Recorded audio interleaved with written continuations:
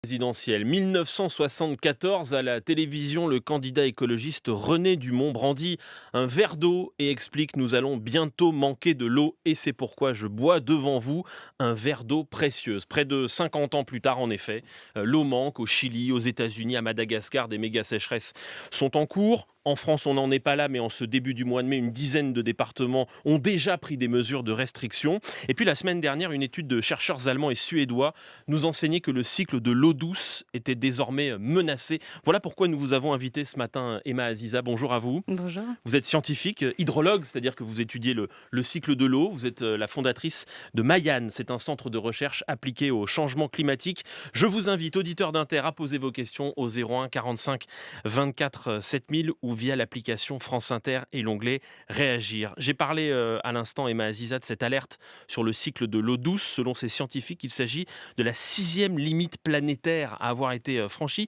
On parle en fait de l'eau verte. De quoi s'agit-il précisément ? Effectivement, en fait, dans ce modèle, on analyse cette limite planétaire qu'on va découper en deux. D'un côté, on a l'eau bleue, de l'autre côté, on a l'eau verte. Donc déjà, l'eau bleue, qu'est-ce que c'est? Mhm. C'est l'eau de nos lacs, c'est l'eau de nos rivières, de nos nappes souterraines. En fait, c'est l'eau que l'on est capable de voir ou en tous les cas d'assez bien contrôler parce qu'on la maîtrise, si ce n'est les milieux souterrains, mais dans l'ensemble, on a quand même évalué le niveau des nappes, donc on a une très bonne vision. Par contre, l'eau verte, c'est l'eau qui est inclue dans nos sols. Donc c'est une eau que l'on ne voit pas, qui n'est pas directement disponible pour l'homme. Donc elle a pendant très longtemps intéressé finalement personne, alors que cette eau-là, c'est l'eau qui nous permet de faire pousser nos végétaux et c'est l'eau qui est utilisée notamment par tous les micro-organismes dans le sol, puisque un quart des espèces vivantes terrestres vivent dans les sols et donc en réalité, c'est ce qui alimente et ce qui permet en réalité le renouvellement des sols et puis derrière de l'agriculture. Alors son cycle est menacé, nous disent ces scientifiques. Qu'est-ce qu'elle devient cette eau verte ? Elle s'évapore ? Alors effectivement, à peu près sur tous les continents, on a une évaporation massive qui est liée à un certain nombre de phénomènes. Parmi les limites planétaires qui avaient déjà été dépassées, on a le cycle de l'azote, le cycle du phosphore et puis justement la qualité des terres. Mhm. Et on voit que là, c'est vraiment finalement l'effet domino qui arrive derrière. À partir du moment où vous avez des sols qui sont de très mauvaise qualité, où en réalité on n'a plus de matière organique, on n'a plus de capacité dans le sol de conserver notre eau. Et donc pourquoi ? Parce que ce sont tous ces micro-organismes, ces bactéries, ces amis, tout ce qui existe dans les sols qui permet justement d'aller chercher les sels minéraux, d'alimenter les plantes. Quand vous perdez ça, vous perdez ensuite la capacité à la plante d'aller chercher de l'eau. Les sols s'évaporent et Pourquoi est-ce finalement qu'ils tout se retrouve. s'appauvrissent, ces sols ? Pourquoi Alors, ces éléments ne sont plus présents dans ces sols et ne peuvent plus retenir cette eau ? principalement en raison du j'ai envie de dire le principal considéré, c'est l'agriculture intensive qui D'accord. derrière, partout sur tous les continents, aridifie les sols, contribue finalement à venir saliniser les sols parce que on va chercher de l'eau un peu plus profondément, on va modifier les conditions physico-chimiques et puis surtout ces sols quand ils perdent leur eau, cette eau elle se retrouve dans l'atmosphère et dans l'atmosphère, l'eau c'est quoi ? C'est de la vapeur et la vapeur d'eau, c'est le premier gaz à effet de serre sur la planète, donc ça réchauffe finalement l'atmosphère et en réchauffant l'atmosphère, on augmente encore plus la capacité du sol à perdre son eau. Donc Donc c'est en un fait, cercle c'est vicieux. un cercle vicieux qui continue et qui s'accélère. Donc ça veut dire que ces terres, à terme, ne sont plus cultivables. La Convention des Nations Unies sur la lutte contre la désertification alerte cette semaine sur le fait que de 20 à 40% des terres sont désormais dégradées sur la planète. Ça. Partout dans le monde, on voit vraiment une dégradation massive et on a derrière une conséquence sur le cycle de l'eau. Pourquoi ? Parce que quand vous regardez comment fonctionne ce cycle de l'eau, on nous l'apprend au CM1 de manière assez Mhm. synthétique, mais si on regarde plus précisément, on a d'abord une masse d'eau qui va s'évaporer massivement au-dessus des océans et cette masse d'eau va quand vous regardez le rapport entre ce qui s'évapore et la précipitation, il y a beaucoup plus d'évaporation sur les océans. Cette masse d'eau humide arrive sur les continents. Quand elle arrive sur les continents et qu'elle va précipiter, en réalité, qu'est-ce qui se passe ? On va avoir un renouvellement continu sur les continents. C'est-à-dire que plus de 63% de nos pluies viennent de nos continents parce que justement, on a des cycles qui se reforment en permanence. D'une pluie, vous allez avoir une évaporation qui va permettre ensuite d'humidifier les sols, etc. Si vous perdez cet apport et que derrière, les sols ne retiennent plus et ne permettent plus ce cycle de l'eau, en réalité, vous perdez la capacité des continents à conserver cette eau qui finit dans l'atmosphère et dans les océans. Alors, il n'y a pas de méga sécheresse chez nous en France, mais est-ce que c'est aussi un phénomène qu'on constate en France? C'est cette perturbation du cycle de l'eau verte que vous nous décrivez, Emma Aziza. Alors, on voit dans la littérature scientifique, il y a une publication qui a été émise il y a 2 semaines, qui montre qu'on parle maintenant de sécheresse éclair à peu près partout dans le monde.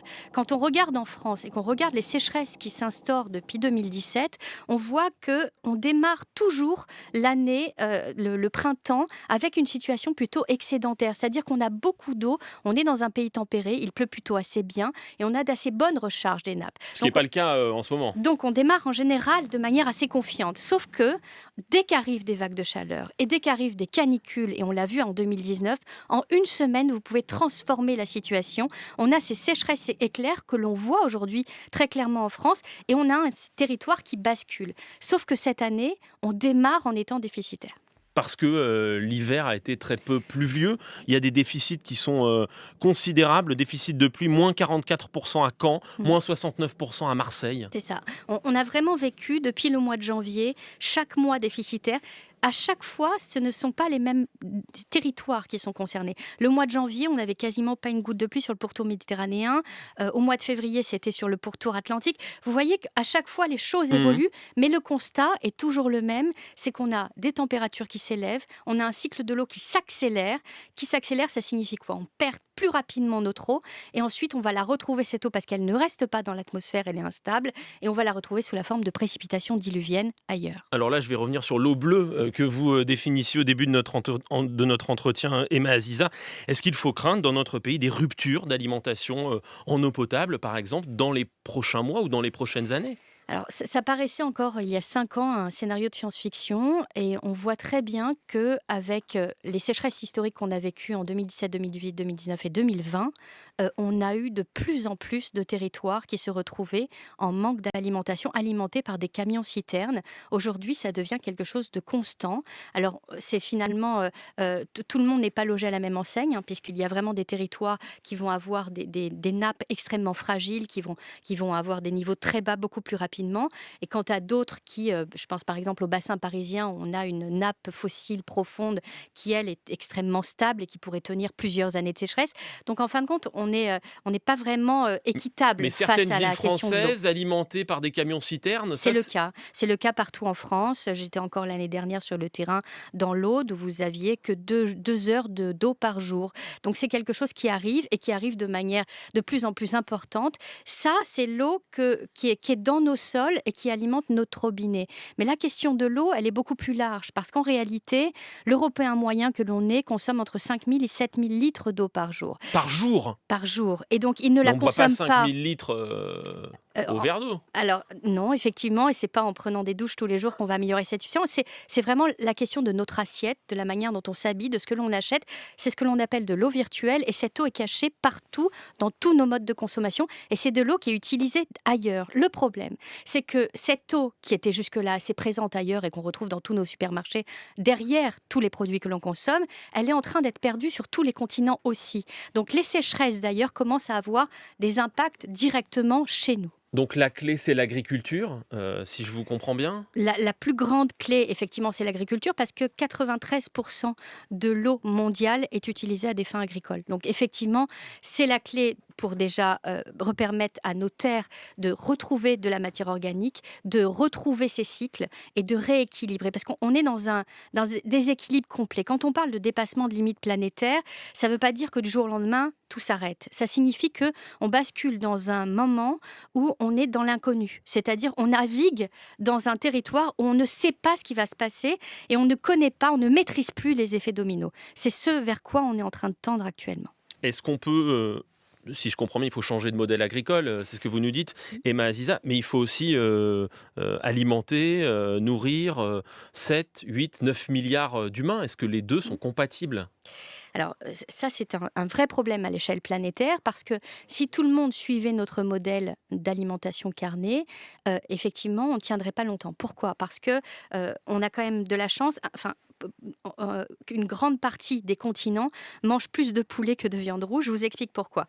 4,1 tonnes de céréales vont fournir 1 tonne de viande de poulet. D'accord? Mhm. Si on regarde le bœuf, c'est 3 fois plus. Donc s'il faut 3 fois plus il faut 3 fois plus aussi de terres. Sauf que les terres, on ne les a pas. Donc en fait, c'est un problème d'espace agricole qui n'est pas possible. C'est un problème de quantité d'eau consommée derrière. Il faut plus d'eau Et, pour faire un et puis, steak que sans pour faire compter, un poulet. exactement, sans compter les émissions de méthane et tout ce qui se cache derrière, finalement, l'alimentation carnée. Donc le fait de passer de plus en plus et de réduire et d'arriver sur du végétal, effectivement, c'est le plus grand action qu'on puisse avoir aujourd'hui. Mais concrètement, chez nous en France, les produits transformés, c'est l'agroalimentaire, ça fait vivre des centaines de milliers de personnes. Ça fait vivre des centaines de milliers de personnes aujourd'hui dans le modèle que l'on nous a imposé, mais effectivement, je pense que plus on va revenir sur des systèmes avec des produits locaux, avec des produits directs, plus on mangera des fruits et des légumes et des légumineuses, plus on contribuera à sauver la planète et surtout essayer on le voit avec la dernière étude qui vient de sortir sur les pesticides, très clairement, plus on va contribuer à finalement accompagner un système beaucoup plus vertueux, plus on va aider à protéger nos terres et à reconvertir nos terres. Et c'est nous qui sommes dans ce cycle à la fin, parce qu'on fait partie de ce cycle de l'eau. On est nous-mêmes composés d'eau.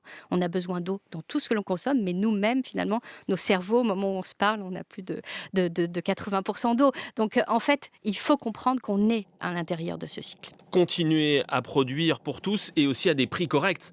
Parce que peut-être que la sélection, elle se fera aussi par le prix. On n'a pas parlé du prix de l'eau, mais il ne cesse d'augmenter. Alors, le problème, c'est que quand vous regardez l'état dégradé de nos nappes souterraines, effectivement, plus l'état des nappes est dégradé, plus il faut ensuite les traiter pour alimenter en eau potable, plus on augmente le prix de l'eau.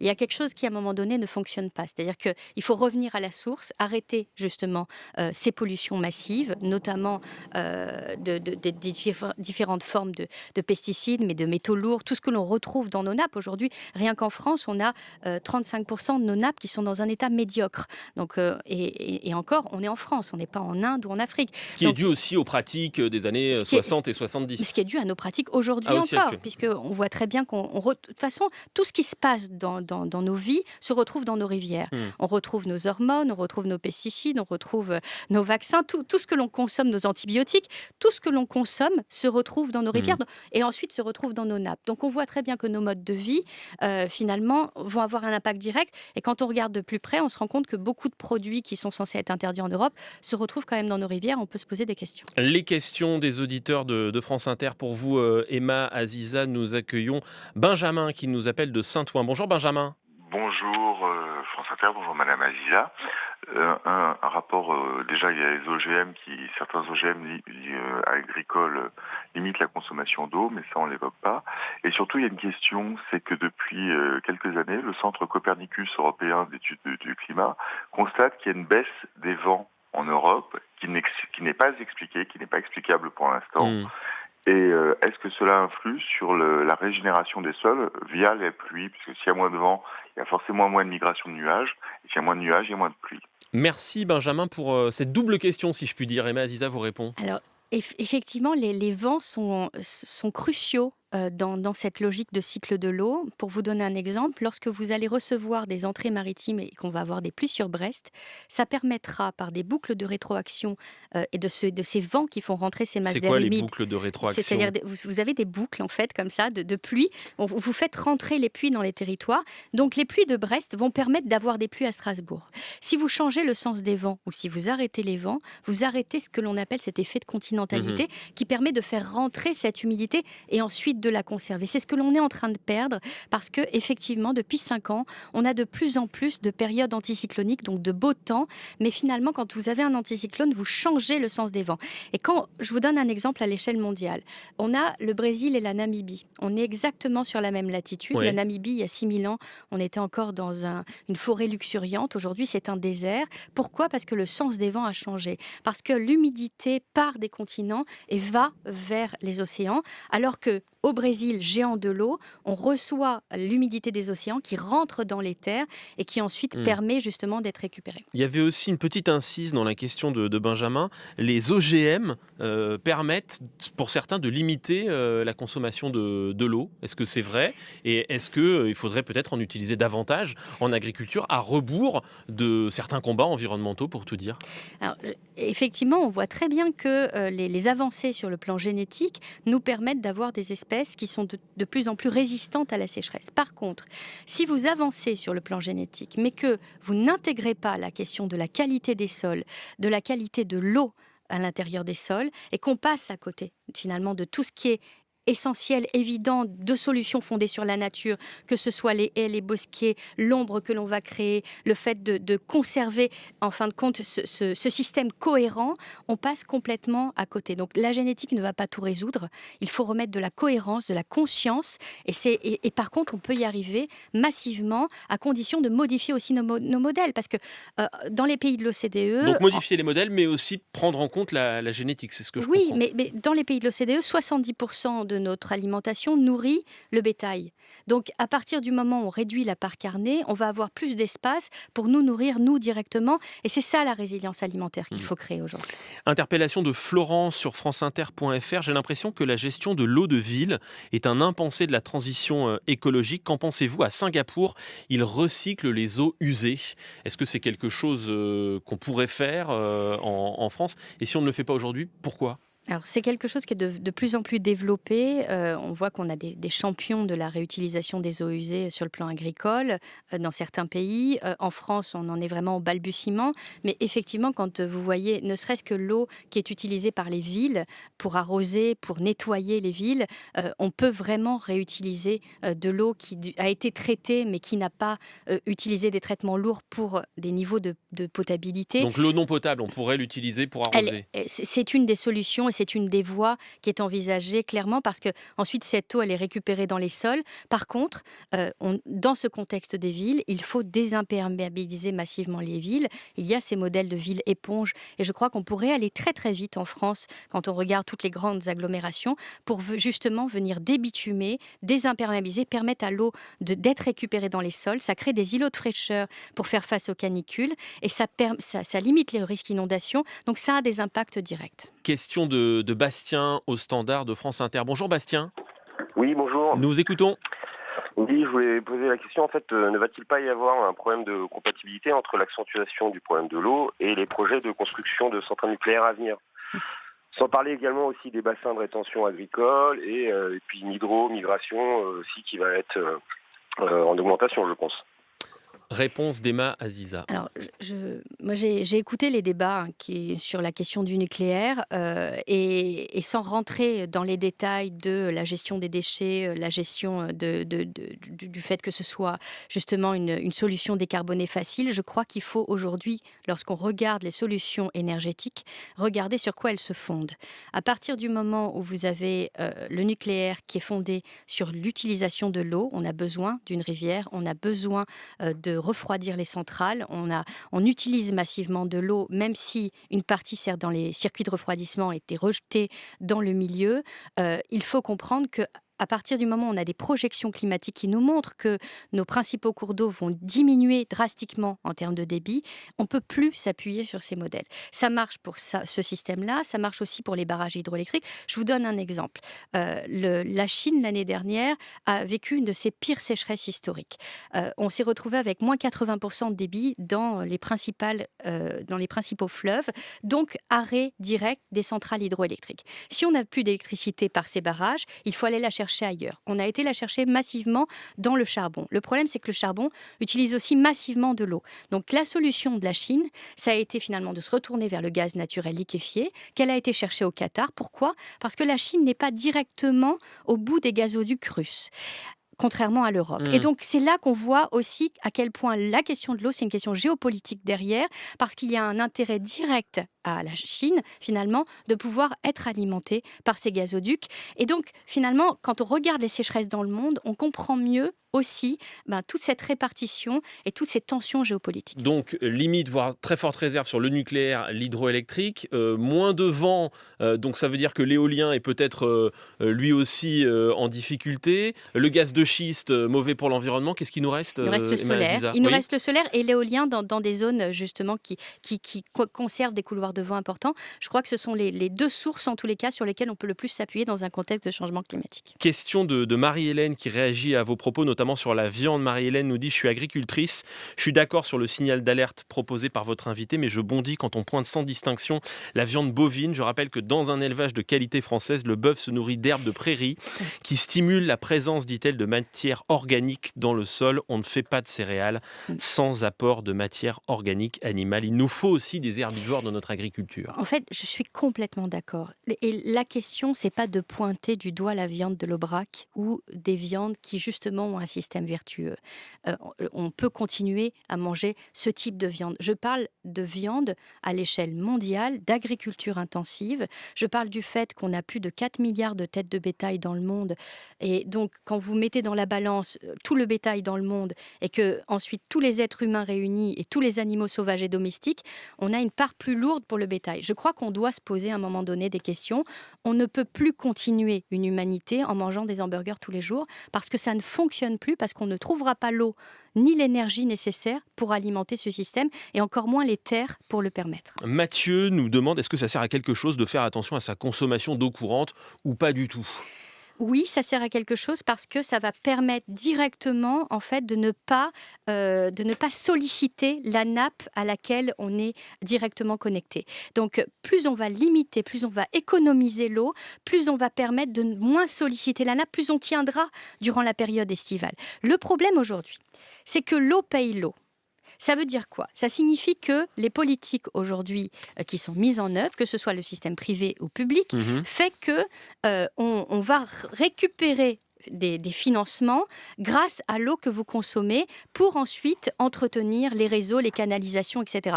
Donc on a besoin de financement pour avoir un bon état des réseaux, pour ne pas avoir trop de fuites. Le problème, c'est que si à un moment donné vous demandez à une population de diminuer par 2 sa consommation en eau, vous allez devoir multiplier le prix de l'eau par 2. Et c'est là où c'est absolument incohérent, c'est-à-dire qu'il faut aller chercher des financements ailleurs, là où on le met dans l'efficacité énergétique, et surtout laisser le fait de diminuer cette consommation en eau, parce qu'on arrivera dans des zones où on sera sur un point zéro, où il n'y aura plus d'eau pour la population. Bon, malgré tout, il ne faut pas garder espoir. Je dis ça pour répondre à Eric. Arrêtons de manger et de nous laver, tout ira mieux. Non, Il met un petit smiley quand même dans son message. je pense qu'il y a tellement de solutions à mettre en œuvre. On les connaît. On connaît le constat qu'en fait, maintenant, il suffit juste de passer à l'action, en fait. Donc, moi, je garde quand même un espoir. Merci à vous, Emma Aziza, invitée du Grand Entretien de France Inter ce matin. Je rappelle que vous êtes hydrologue, fondatrice du Centre de recherche appliquée au changement climatique Mayan. Merci à vous. Merci.